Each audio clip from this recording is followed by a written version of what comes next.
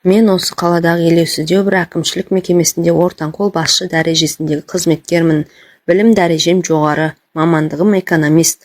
Бухгалтерия жағын мекеменің экономикалық жобалау тараптарынан бір кісідей білемін. Кезінде үлкен бір басқармада бастықтың экономика жөніндегі орынбасар болып біраз жыл қызмет еттім.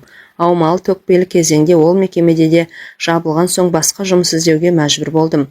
Қазіргі жұмысым өзіме ұнайды. Жауапкершілік жоқтың қасы. Айлық жалақым да жаман емес. Одан да басқа үйіп бүйтіп дегендей, пәленшенің құдасы төленшенің жиені едім деп аяқ жетер жерден іздеп келушілер де жеткілікті. Бірі істі болып келсе, кейбіреу түрлі мәселелерде қол жалғау жасауды емеруіндейді. Әйтеуір тамыр танысың, жаман абыройдың арқасында жұртқа шама шарқын келгенше көмектесіп жіберемін. Мұндайда қазақ құр қалдырмайды. Алақаныма ақша басады. Жұмыс бітір деп берген қаражатында қарпып қалам, ортаға түскеніне сияқыны және аламын. Қазағым жұмысы біткеніне мәз. Мен есебін тауып, екі асағаныма мәзбін. Сөйткен тірлік бар. Қатын 2-3 қара домалақ ұл қызы бар.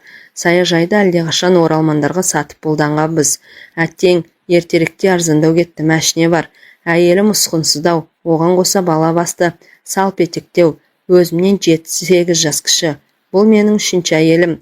Бірінші әйелімнің мінез өте шайпау еді. Әке шешемен туыстарымен суықтау болды. Төркіні жақынның төсегі жиналмайтыны рас екен. Қашан көрсең үй толы кісі. Дем алып әлде қонақ шақырып, сиқың жоқ. Сөйтіп онымен 4 жыл отасқан соң бір қызбен қоя бердім. Ағалары мен жеңгелері қатының қолына су бүрікті ме білмеймін. Айырылысуға келісім бермей біраз әлектеді. Бірақ өз жолын тапты. Оның өзі бір хикая. Ал екінші әйел мықты бір дөкейдің байдан қайтқан қыз еді.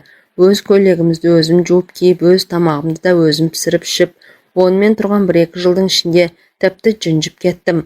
Табысым да жаман емес, бірақ ол антұрғанның төркіндеу таусылмайтын болды. Қайнатам мен обалына не керек? Мені керемет жұмысқа орналастырып қойды. Ерте кетем, кеш келем, іс сапарым да көп. Бір күні Атыраудан 2 күн ертерек қайттым. Түн жарымында өз кілтімен пәтерімді ашып ішке кірсем, менің орнында бір сылыңғыр қара жігіт тырдай жалаңаш халде әйелімді құшақтап ұйықтап жатыр. Қапелімде аңырайып тұрдым да тез есімді жиып ала қойдым. Бірінші қатыннан жеген опығым бар.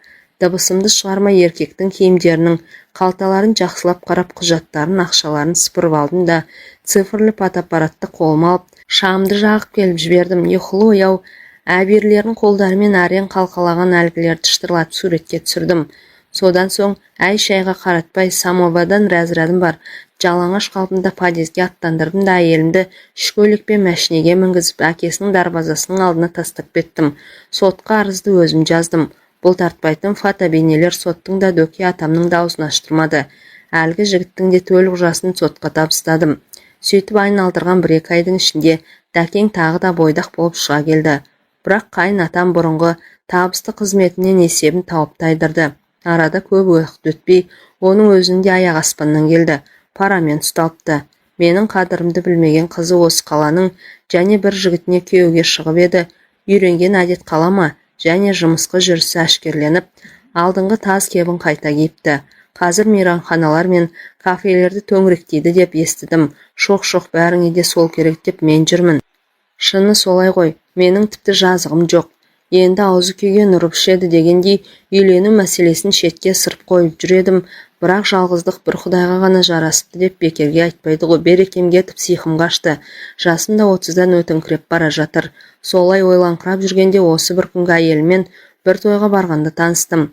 Отырыңқырап қалған қыз екен. Тойдан кейін де 1-2 рет көрген соң ыңғайыма көнетінін сездім. Сөйтіп бірде оңашада отырғанда жай күйімді жайып салып, сөз салып едім. Бұлданып тас талқан болды. Мені әлі есік көрмеген қызбын деп, шырағым-ау, әй, мен оның сарымайдай сақталып тұрғанда не шаруам бар? Маған тек қатын керек, көрдік қой ондайлардың талайын. Болса болар, содан арамыз суып кетіп еді. Бір күн Сапар деген досымның келіншегі босанып шілдехана жасалды. Сол жерде әлгі менің есік көрмегенім де әке шешесімен бірге келмесі бар ма? Танымаған кісі құсап сырт айналдым. Шынар досымның әйелі көзін қысып мені оңашалады да бұлардың өздерінің нағашы жұрт болып келетінін айтып, мен жөнінде біреулердің білгісі келіп іңкәр болып отырған жұқалап жеткізді. Әкесі анау деп сыртынан нұсқады.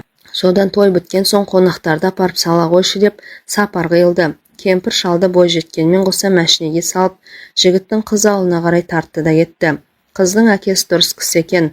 Жол жөнекей өзі туралы біраз әңгіменің басын қайырып тастады. Үйіне барған соңда есіктен құр ауыз жібермей шайға шақырды. Сармайдай сақталғаным сызылып отырып шай құйды. Ахаңнан бірер рюмка тартып алған соң, менің есім кіріп, мәшинені қалай айдап кеткен деп санамды соқтым. Ауыл кісілер аңқау бола ма әлде әкеге алдын ала ескертіліп қойған ба, ол жағы маған беймәлім. Отағасы қонып кет деп пісіріп айтқан соң, мен мәшинемнің жүз салғыш бөлігінен тағы бір қыл мойында келіп столдың үстіне қойдым. Басты ауыртып не керек? Сол түні болашақ қайнатаммен қол соғысып, қызына құда түстім. Қалыңсыз қыз болса да кәдесі күйеу болмайды деп, болашақ ата-енеме 200 мың ұстаттым. Ертеңіне сармайым кәдімгідей қимай қоштасты. Келесі сенбіде екі ағам жеңгелермен келіп қызға құда түсті. Кешке таман төркінімен сыңсып қоштасқан, қалыңтықты алып қалаға қайттық. Дүрпілдетпегенмен орташалау той жасап, жаңа қайын жұртқа жақты да күтіп жібердім. Қазір міне 10 шақты жылдың жүзі болып қалды. Осы қатыным күләшпен түтініміз Құдайға шүкір әзірге түзу шығып келеді.